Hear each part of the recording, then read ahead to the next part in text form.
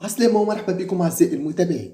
بعد غياب طويل عن الظهور التلفزي والإعلامي إثر الوعكة الصحية اللي تعرض لها مؤخرا والعملية الجراحية التي خضع لها، يحل الممثل التونسي المحبوب أحمد لندلسي ضيفا في برنامج فكرة سامي الفهري على قناة الحوار التونسي هذا السبت رفقة زوجته التي كانت خير سند له في أزمته الصحية.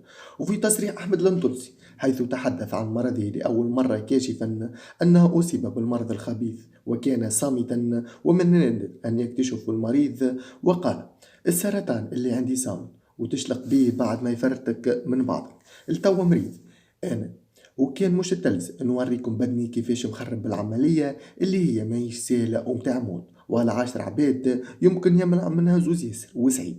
وأضاف الأندلسي بتأثر: أقسم بالله العلي العظيم عمري لا حسيت ولو للحظة اللي أنا عندي المرض الخايب وباش نموت.